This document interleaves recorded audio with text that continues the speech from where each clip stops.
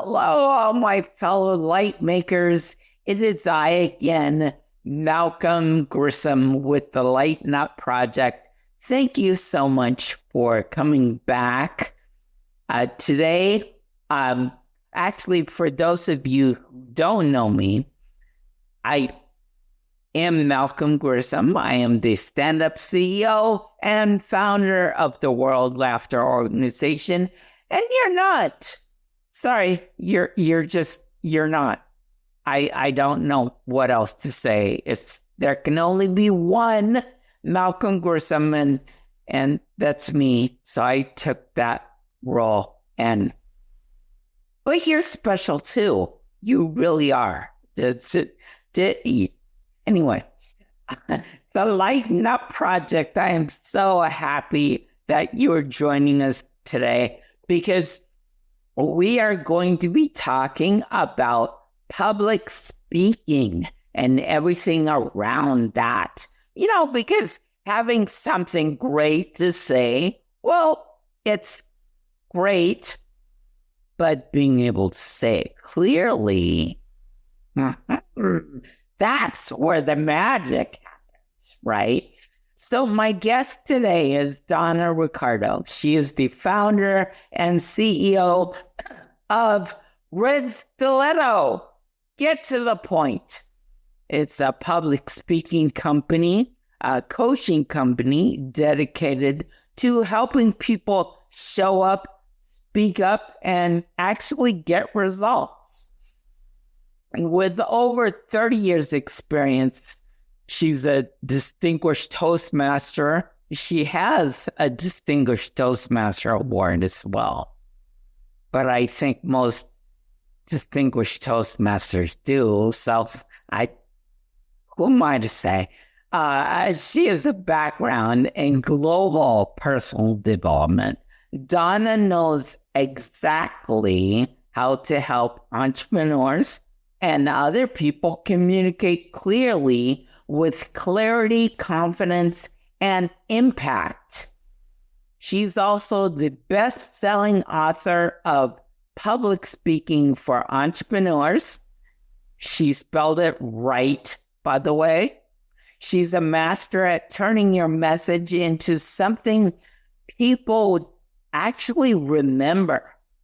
This conversation today will be about finding your voice and using it for a purpose. So let's lighten up, let's get to the point, and let's welcome Donna Riccardo. How are you, Donna? I'm great. Thanks so much for having me on here, Malcolm. This is fun already. Yeah, thank you. So, hey, after you finish that sip, would you mind joining me in 20 seconds of spontaneous laughter? Of course. Of course. I love it. All right. 1, 2, 3.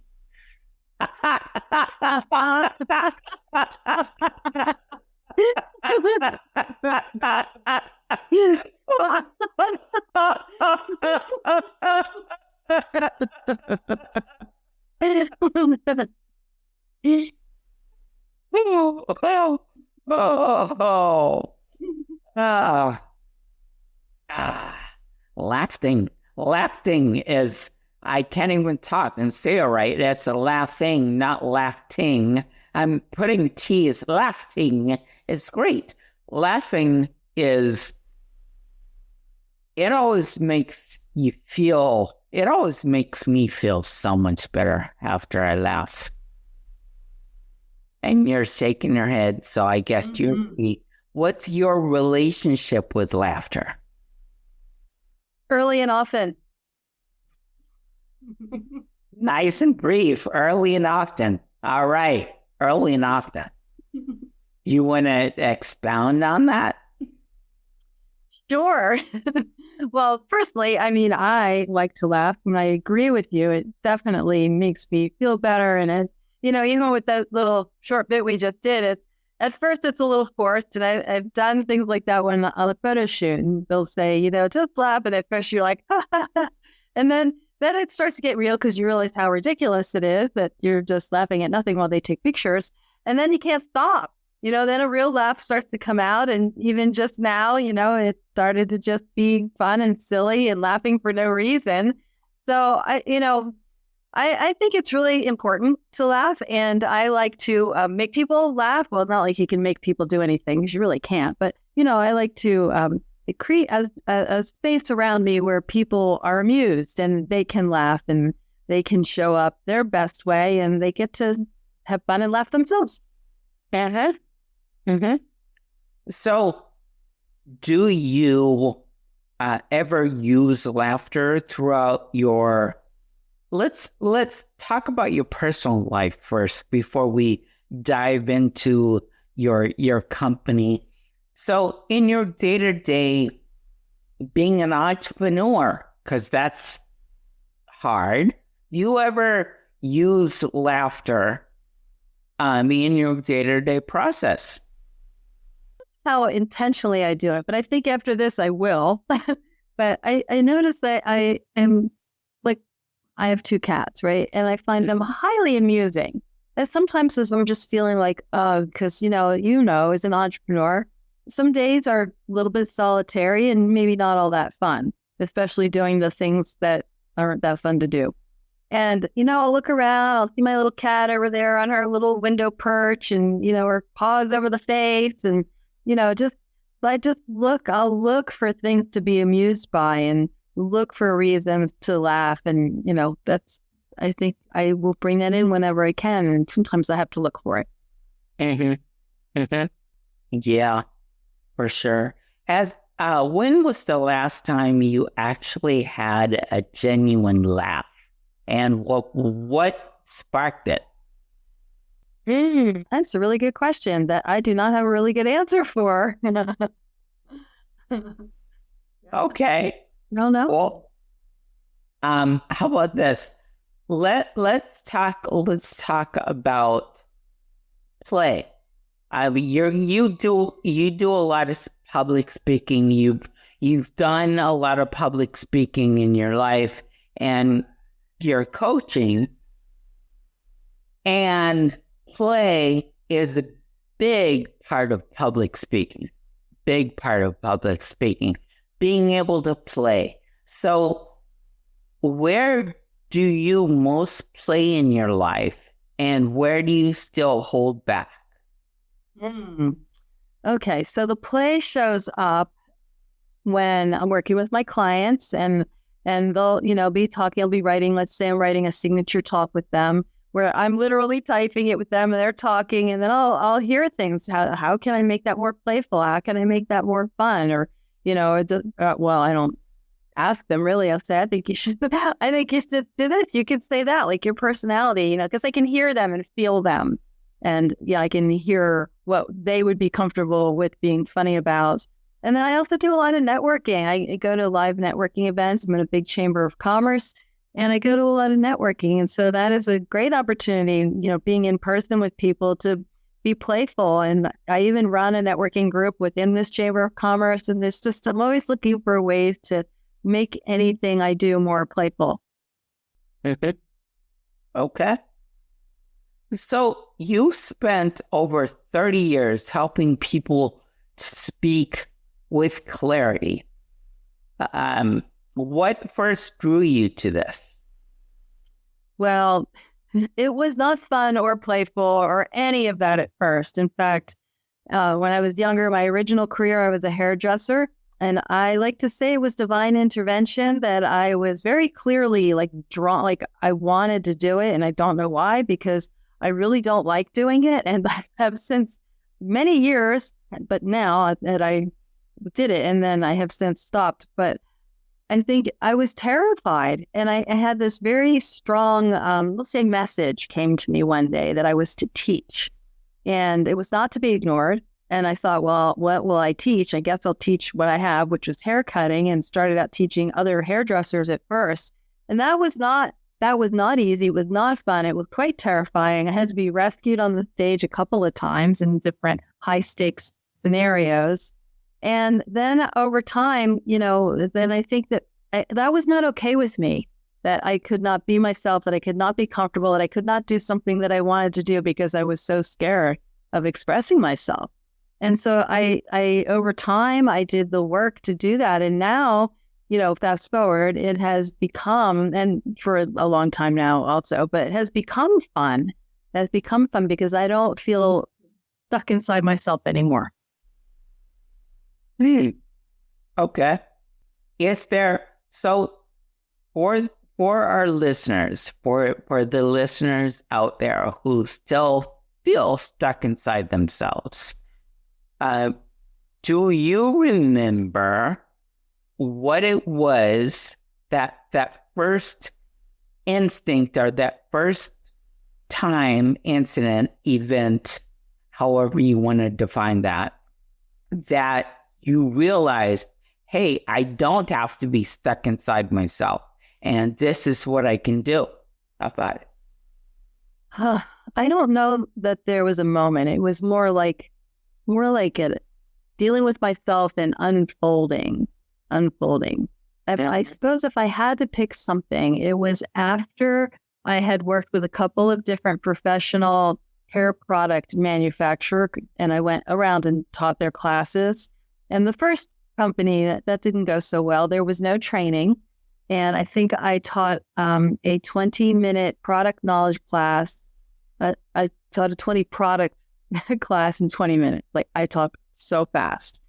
And then I went to a different company where they actually trained me. And I think it had to have been when I went out on behalf of that company and I had the training, which gave me the confidence. And I was able to, learn to connect with the other, the staff, the hairdressers. And it was more like during that time, but it came from dealing with myself and trying some different things and then getting some training to actually do what I needed to do, what they were expecting me to do. Okay. So laughter, do you, they say a lot of coaches, a lot of public speaking coaches that I am familiar with, they come out and they say that one of the best things to do to start a speech, especially for beginning speakers or speakers that haven't been giving speeches for very long, is to start with a joke, with humor. What's your stance on that? I think that is risky. I think that is risky because you really, I think if you're in front of people that you don't know, which often, we are as an entrepreneur speaker, you don't necessarily know how it's going to be received. And I think that has to be practiced quite a bit. It needs to be very, very simple. I think a joke could better come in later. I just think that's too risky. And those first few moments of speaking, when you open your talk, those are the ones. You have to do something to get people's attention and not say something that could land weird for them. So I would rather see somebody start with a bold statement, like declare something, maybe even something a little controversial, but something that gets people's attention, or maybe a startling statistic, something like that. I think that's a better way, and maybe put the joke in later. And the joke should be very generic or on one's self. Why do so many people, they struggle with getting to the point when they speak? Why do you think that is? I think that is because they try to give too much all at once. And they forget that whatever they now know, whatever topic that they are the expert on, they did not get it all at once. They got it over time. They learn from various different people. They take different courses and classes. They got it over time. And now they have so much to give, and that they want to give, those people, right? They want to give so much, and they try to say too much and give it all at once instead of giving the audience a little bit at a time so that the audience can take it in. because they're not ever going to get it from the speaker all at once, no matter what best intentions the speaker has. So the speaker has to carefully select what they want to say so that the audience can receive it. Okay. All right. So yes, and that's from a public speaking point of view, from an expert point of view. Now let's look at it from a personal point of view. So for those people out there who are listening, who are not public speakers, who are not experts, but as we know, there are so many people out there who just have trouble getting to the point. Why do you think the everyday man, everyday woman has trouble getting to the point? I think it could be a number of different things, but one of them I think is that so I don't know if I should say this, but I think people sometimes are so fascinated with themselves that they imagine that other people want to hear everything they have to say. And it still also goes back to speaking to what the audience, even if it's an audience of one and it's your friends, saying something that's going to be something they want to hear, or not going on and on and on. No one likes that. No one likes to have somebody just talking and talking and talking. So that actually brings me to my next question. So what's the difference between someone that's just saying more and talking and talking and talking and someone who's actually communicating better? Not a whole lot. And it comes from the person thinking about what before it comes out of their mouth. And you probably know people, I've heard people, they're like, oh, I just start talking and it just comes out. And even I've heard people who were speakers, public speakers, they'll say, oh, I do my best when I'm just speaking off the cuff. But I don't think that's the best way to go. In networking groups, the people that just ramble on and they don't talk clearly about their business, they're not remembered. And it's the ones that speak in a way that the other person can hear is the one. However, on the flip side of that, if I may, in a personal conversation, if a person is doing more listening than talking, the other person will think you're a great conversationalist. So true. So true. Yes, thank you. Great point. You don't say sometimes. What you don't say, right. When you hold back, when you listen. I love it. I love it. So if someone out there could improve just one thing about how they speak, and let's take this in two parts. First, let's speak to the experts, the entrepreneurs who are listening, right? If they can improve just one thing about how they speak, what could they focus on first? Mm-hmm. Well, I think it's like a front of the hand, back of the hand kind of a thing, like two sides of the same coin, preparation and practice. Okay. I think people very insufficiently do things. And then they wonder why they're nervous. They wonder why they beat themselves up afterwards. Like, oh, I should have said that. I could have done that. I could have said this, because they weren't sufficiently prepared. And for our everyday speaker, I forgot what I was going to say. You asked, what could somebody do? So for the speaker, preparation and practice. For the other person, listening. Listening. Aha. So listen more to speak better. I like that. Listen more to speak better. Okay. So you mentioned getting nervous and fear, lack of confidence.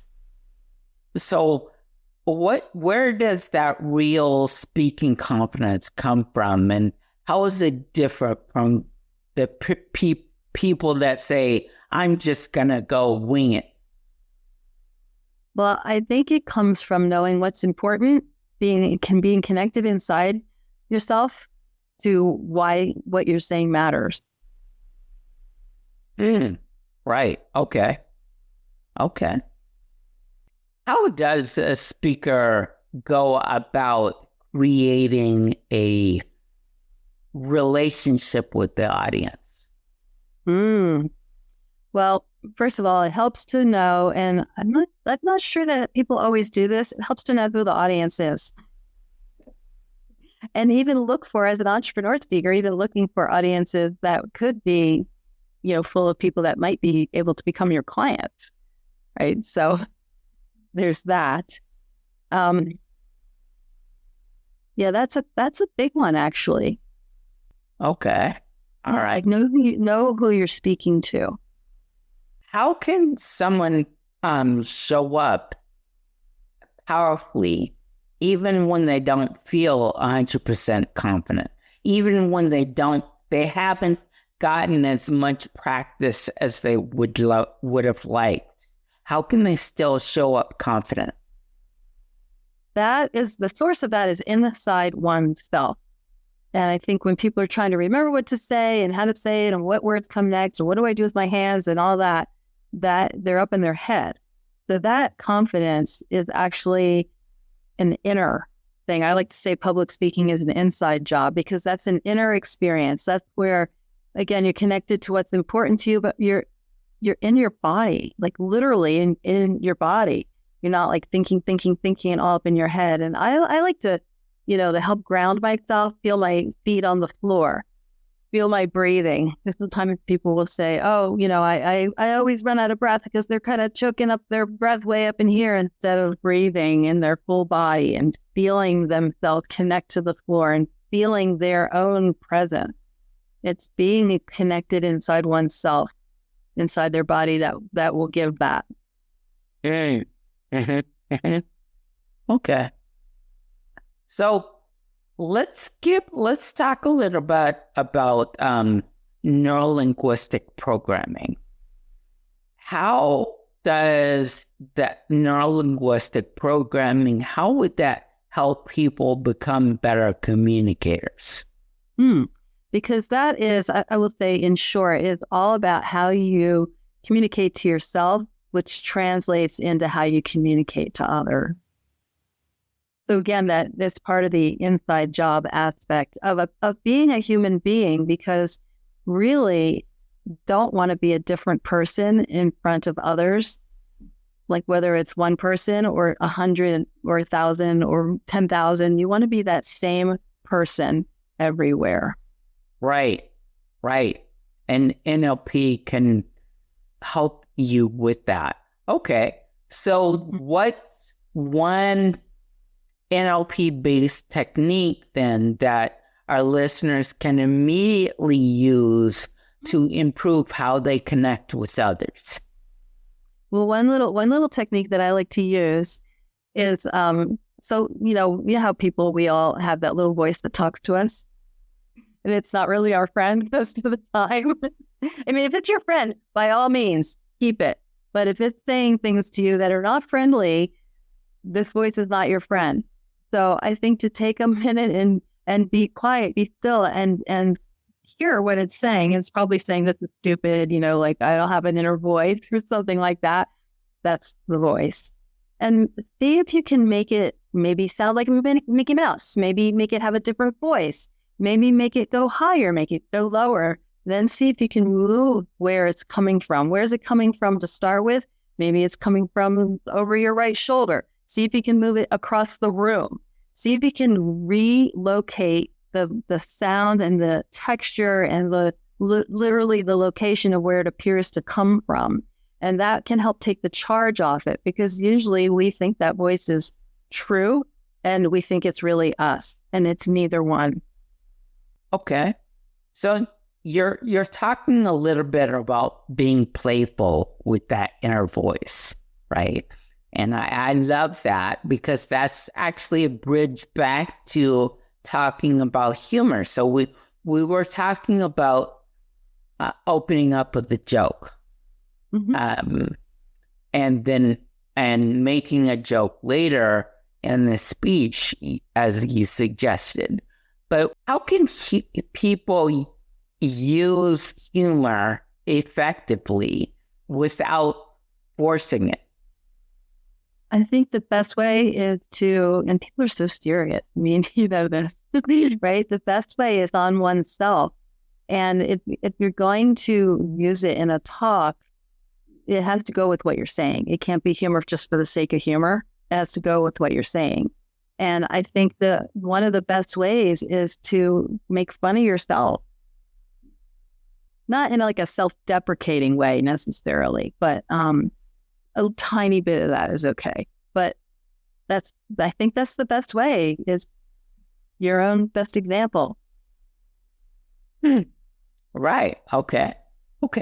So have you seen moments where a little laughter just completely changed how the message was received?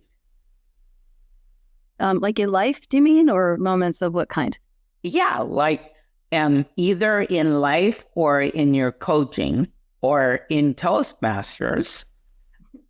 So a speech or a moment where a little laughter completely changed how the speaker's message was received. I don't think I have a particular example that stands out, but I have a little story I can tell that is something that happened to me where it wasn't fun and it wasn't funny. At least I didn't think it was until I realized how silly, how ridiculous I was. I can tell that. Yeah. Would you like me to tell that? Okay. Yeah. So I signed on with this company to make a video, kind of like a documentary kind of a video. And I had to go, this was just like a month ago, and I had to go to South Beach, to Miami, to do it. And so the day I was there for the whole week, there were all these other events, and then the day came, and now I'm going to make this video, and to go to the studio, and like all dressed up, and I was bringing an extra set of clothes, and I decided I was not gonna worry about how I looked so much, and I have these giant purple. Actually, I have one right here. These like giant purple rollers in my hair, and I'm all dressed up to do the video.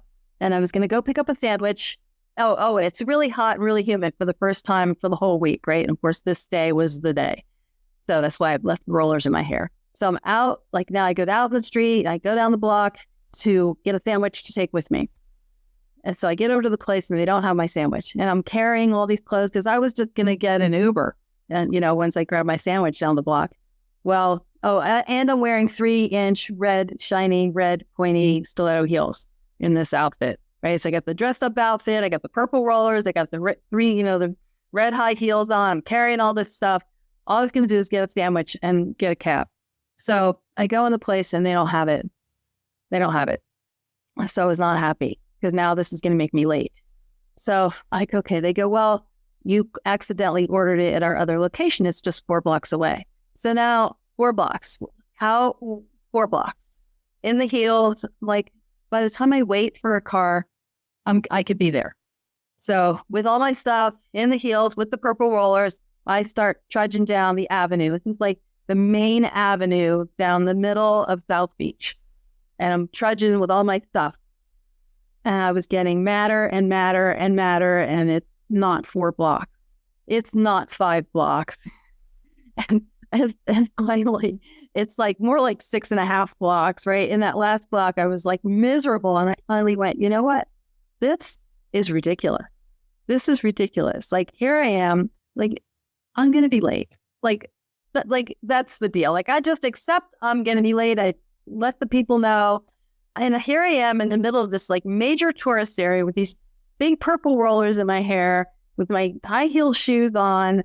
And I'm like, that's just like absurd, right? So I decided that I was just going to laugh at myself. I'm going to pick up my sandwich and go on my way. So at the last minute there, that's what I did.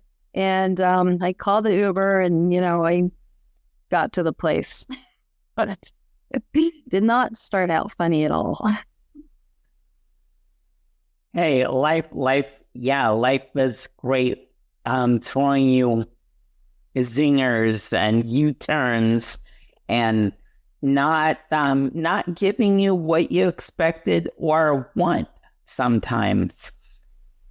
Now, with that, I hear that you have a free gift for our audience. I do. Okay, what is it? Well, it is my idea of the top 10 public speaking tips to keep your audience hanging on to every word, but it's not your ordinary tip. I mean, they're not like goofy or anything. I mean, they're actually things that the more experienced speakers either learn along the way or have figured out or, know to do or not do. But they'll help even a new speaker be more professional and polished right away. And I'm actually surprised at how many experienced speakers. In fact, the number one on the list, I learned from a very, very experienced speaker because I saw him do this at a very high level speaker event. And I'm like, that is not cool. So any level of speaker can benefit from these speaking tips. Okay, speaking tips. Yay! All right. So, Donna, let's see, how lightening up. So, first of all, what do you think lightening up means when it comes to speaking and showing up authentically? Well, cannot take yourself so seriously. It cannot be, and what goes right along there with it is trying to do it perfectly, because our audience doesn't want perfection.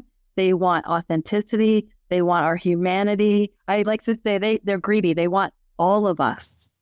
So trying to get it right and do it perfect is a huge yawn.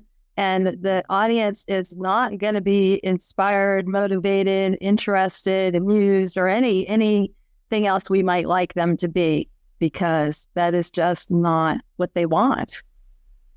They want us. They want the real us. Yeah, they want us. All right. Great.